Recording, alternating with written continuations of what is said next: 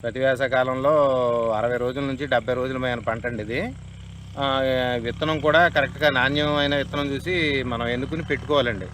ఈ సారకాయ అయితే ఈ రోజుల్లో ఎళ్ళదండి. బ్లాక్‌లే కరెక్టు విత్తనం అండి ఈరోజు వేసవికాలంలో. ఆ! ఇది ఈ విత్తనం వచ్చి స్టార్ 99 కింగ్ అండి. ఇది మనకి ఎకరానికి వచ్చి 3 ఎకరాలకే కలిపి కేజీ గింజలు పడతాయండి. రూ. 30,000. ఎకరానికి వచ్చి విత్తనాలు రూ. 10,000 అవుతాయండి. మొత్తం మనం పెట్టే పెట్టుబడి మొత్తం 70 నుంచి 90,000 మయాన అవుతుందండి పెట్టుబడి. ఇది 60 రోజుల నుంచి 75 రోజులు పంట సార్ ఇది.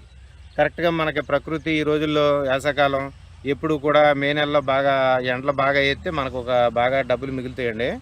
ఎండలు లేకపోయినా సరే మనం కోసే సమయానికి కొంచెం తుఫాన్ల గట్రా లేకుండా ఉంటే మనకి దానికి వచ్చేసి మనకి ఎంతో కొంత మిగులుతూ ఉంటాయండి.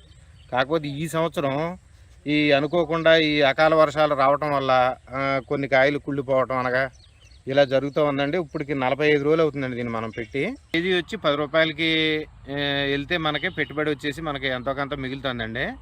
కాకపోతే వర్షాలు ఏమన్నా మనకి ఇబ్బంది పెడితే గాన మనకి ఇంకా రూ. 5, రూ. 6 అలా ఉంటుందండి.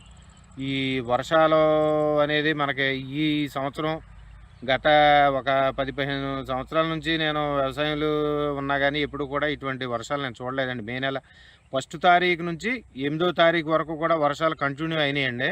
ఇది మనకి దిగుబడి వచ్చేసి 60 రోజుల నుంచి మనకి ఫ్రూట్ తయారయ్యాక 60 రోజులకు తయారైపోతుందండి. 60 రోజుల నుంచి 70 రోజుల మయాన కోస్తే ఫ్రూట్ మనకి ఎగ్జాక్ట్లీ మనం ఎంత అనుకుంటే అంత వస్తుందండి. మనం పండించిన పంట కరెక్ట్గా దిగుబడి వస్తుందండి. 10 రోజులు దాటి ఏదన్నా మనకు ప్రకృతి ఏమన్నా కొంచెం ఇబ్బంది పెడితే గానీ అక్కడి నుంచి 10 రోజులు దాటిన కాడ నుంచి మనకి రోజుకి కూడా మనకి టన్నేజీ తగ్గిపోతుందండి. 80 రోజులైతే మన కాయ కోత కూడా సగం కాయ కుళ్ళిపోతుందండి. ఫ్రూట్ తయారైపోయాక ఇంకా ఆగదండి.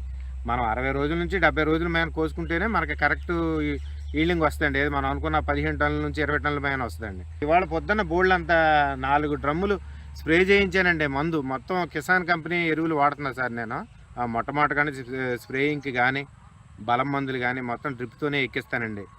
మొత్తం అంతా కూడా చాలా పద్ధతి ప్రకారం చేసుకొచ్చాం సార్.